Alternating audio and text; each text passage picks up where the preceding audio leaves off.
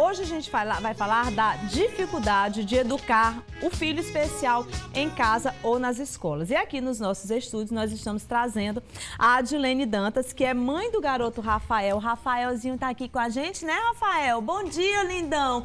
E estamos recebendo aqui também a psicopedagoga Lucineide Moraes, que irá abordar com mais profundidade esse assunto. Primeiro eu quero agradecer a participação de vocês aqui no programa, tá bom? Para a gente poder tratar de um assunto que é tão importante, não é? Bom dia. Bom dia.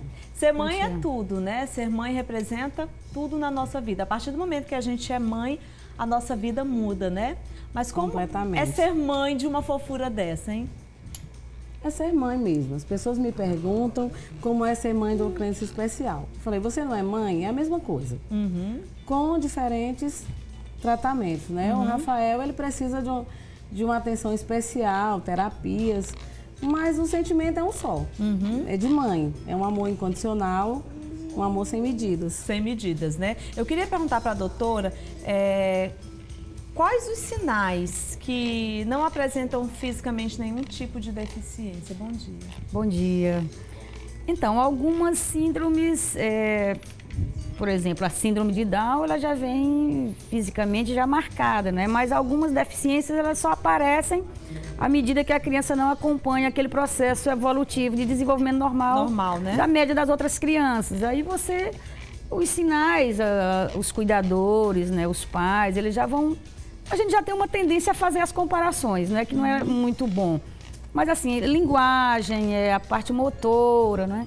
Mas sobretudo quando entra na escola é que as dificuldades começam a aparecer, até porque muitas vezes os diagnósticos ainda não existem, e eles são os sintomas mais flagrantes, principalmente quando há um comprometimento intelectual, aparecem na escola, que exige mais, né?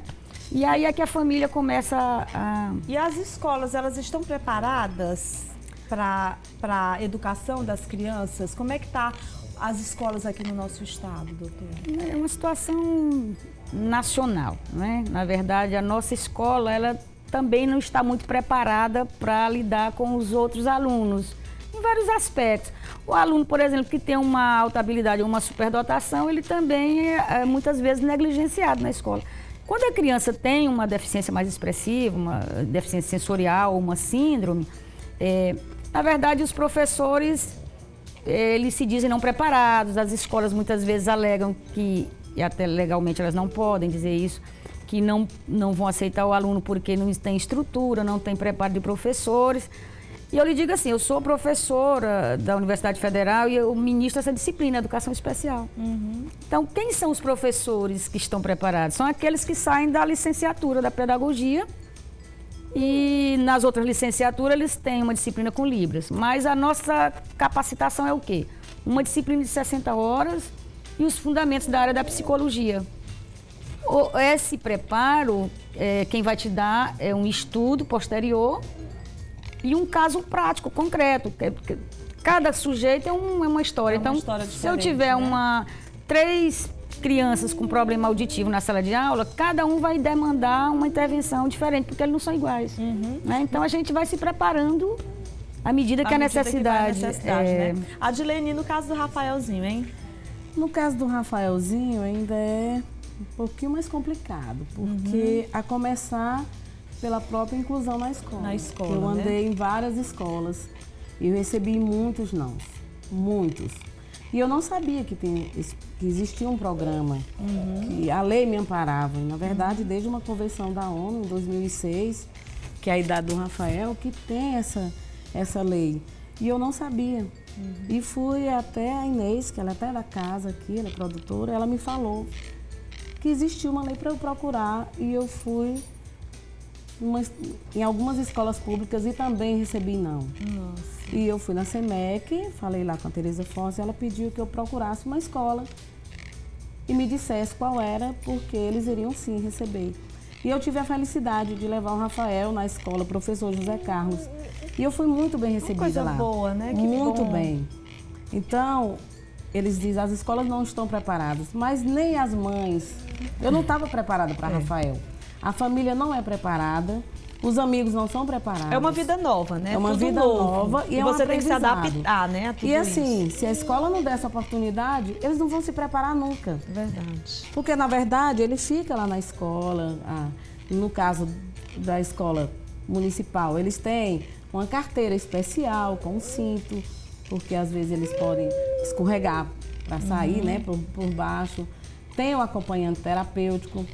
Tem as outras crianças também, né? Que tem que ser toda, a gente também tem que pensar que as outras crianças também têm que se adaptar, porque de certa forma as crianças também, muitas vezes elas não sabem como reagir, né, diante das olha, situações. as crianças, elas recebem bem melhor do que os adultos. Não, receber melhor elas recebem com certeza, porque as crianças são maravilhosas. E no caso dele lá na escola... às vezes elas até se preocupam mais. Se preocupam. Né? No sentido de não querer machucar, de querer brincar, de querer... Não, até isso não, ele é muito bem recebido lá, ele é um colega de escola. Protege. E quando eu chego na escola, todos os meninos, o Rafaelzinho tá ali, o Rafaelzinho tá ali.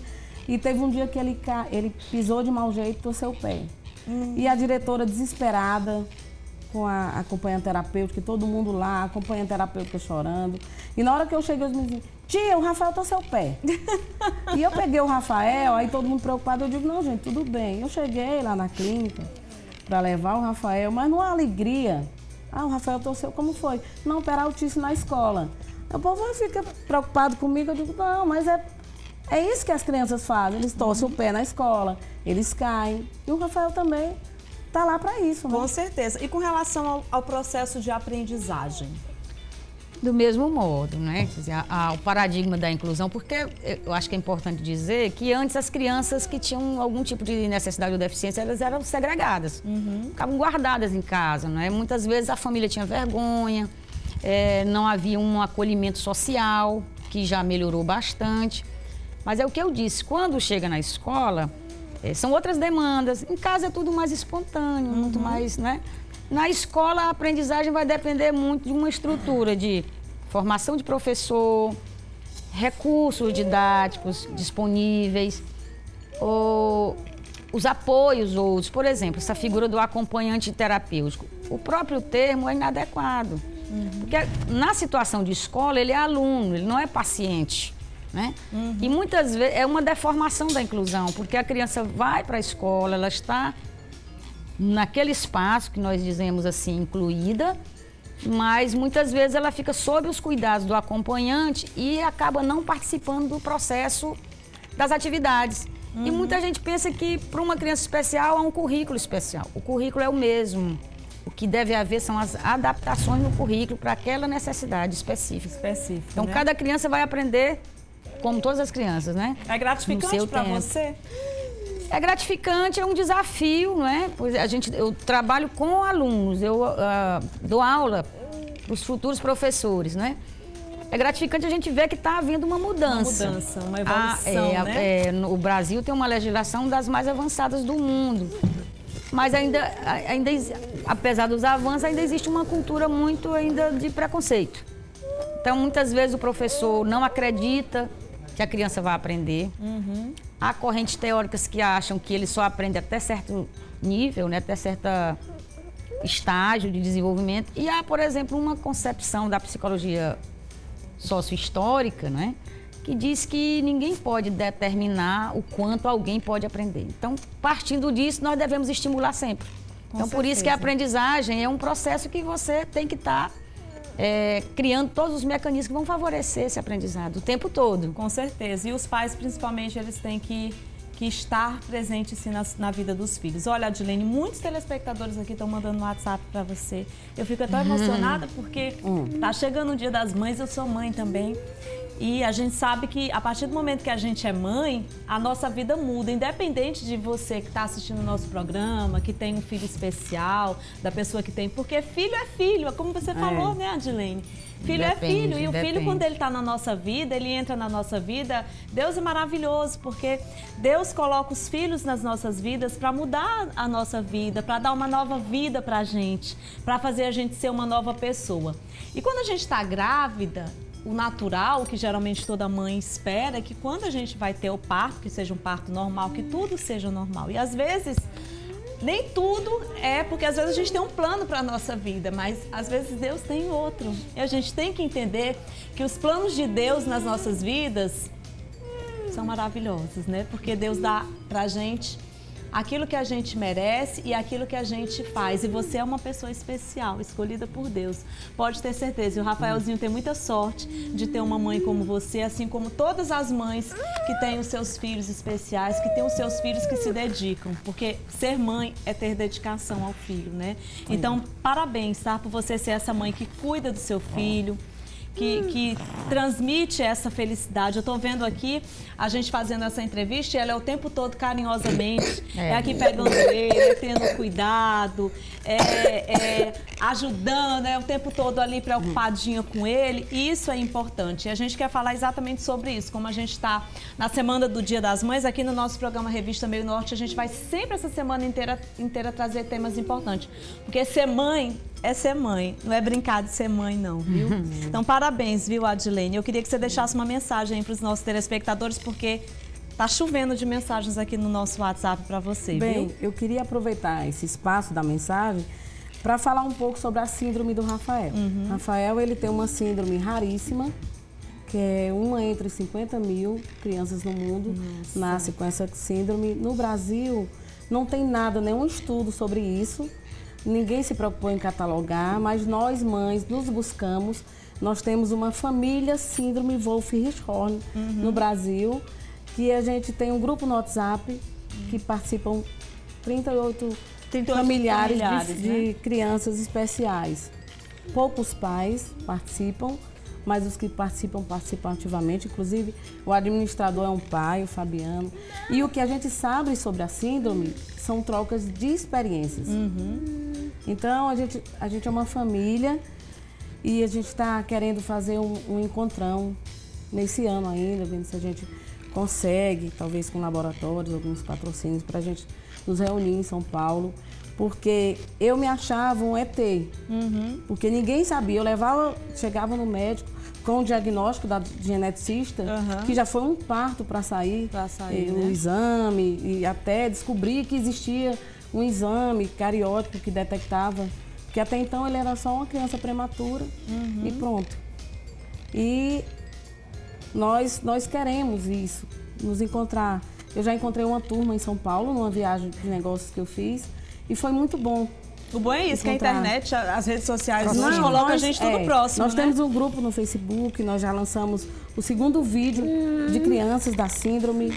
Rafael tem uma fanpage no Facebook. Ah, por favor, passa essa fanpage aí pro pessoal que tá em casa, viu? Depois eu vou deixar aí pro pessoal da produção, mas blog do Rafael Campeão, Vencedor. Olha aí. Não é um blog, mas eu coloco assim pra poder... É blog do Rafael Campeão, Vencedor. Vencedor, né? Que lá nas primeiras postagens, principalmente, tem falando sobre algumas dificuldades e alguma coisa. E voltando só aqui na questão da acompanhante terapêutica, o que eles pretendem, lá, pelo menos lá nas escolas da SEMEC, eu conversando com a Tereza, é que a criança fique independente. O acompanhante está ali, mas o professor em sala de aula desenvolve tarefas específicas, no caso do Rafael, que é bem comprometido com o cognitivo dele. Rafael não fala ainda, ele fala mãe, e pra mim já tô no céu. Ele começou a caminhar o ano passado e foi na escola. Mãe, Rafael. E eu prometi para os amiguinhos dele, pedi para os amiguinhos da sala de aula pedirem a Deus para ele caminhar, que eu ia fazer uma festa, e eu fiz a festa na escola. Ai, que lindo. Participei do meu primeiro Dia das Mães. E é muito gratificante. O recado que eu tenho para as mães é para não desistir dos filhos, buscar nada. O Rafael, eu levo o Rafael para todos os lugares. Quem me conhece sabe do Rafael. Preconceitos existem, não vão parar de existir. Existe dentro da família da gente. Existe tudo, preconceito em tudo, na vida de uma forma geral, eu nem ligo para isso. A gente não tem que ligar. Muitas perguntas imbecis. Olha lá, já tá bombando ali. Minha gente. Olha aí, Tutuco. Olha aí o gato. Olha aí o gato aí, todo então, aí é um MP Baby, é um... Olha aí, ó. Esse aí. É um desenho, eles falaram sobre o Dia Internacional da Síndrome. Aí a Nana, a amiguinha dele, uma reportagem lindíssima, que é uma repórter amiga da da mãe da criança fez. Eu esqueci linda. O nome agora porque eu tô emocionada vendo as coisas do Rafael. E ele muito bacana. tudo, né? Porque ele tá aqui, Por olha favor, só, olhando. curtam, nós já temos 360 likes Gente, lá, mas sem divulgação, sem promover, porque tudo é pago e ninguém tá aqui para isso. Verdade. Rafael é uma criança muito cara, mas é uma criança muito amada. E o meu recado para as mães é que amem seus filhos, independente das limitações. A gente sabe que a vida é dura, né? A vida é dura, mas... A gente sabe que não é nada fácil, mas olha, por exemplo, nos casos hoje em dia, tá tudo muito mais fácil do que antigamente, não é? Antigamente, assim, por exemplo, para você mobilizar uma campanha, era muito mais difícil, né? Para poder angariar recursos, para fazer um tratamento, por exemplo. Hoje não, hoje a gente coloca uma campanha, aí através das redes sociais elas tomam uma proporção tão grande. Solidariedade. Né? Muita solidariedade. A gente precisa disso, de solidariedade com o povo, com as pessoas. As pessoas precisam se solidarizar, né? Compartilhar, ajudar e amar. Amar. O amor tem que estar acima de tudo, porque quando a gente ama, quando a gente faz com amor, quando a gente se dedica, pronto, tudo dá certo, viu? Parabéns, feliz Dia das Mães pra você. Obrigada, pra você também. Beijo, pra Rafaelzinho. Você também. Um feliz Dia das Mães para todas as mamães telespectadoras do Revista Meio Norte. Agradecer demais a participação aqui no nosso programa, tá bom? A gente vai só para um intervalo comercial, é bem rapidinho e eu volto já já.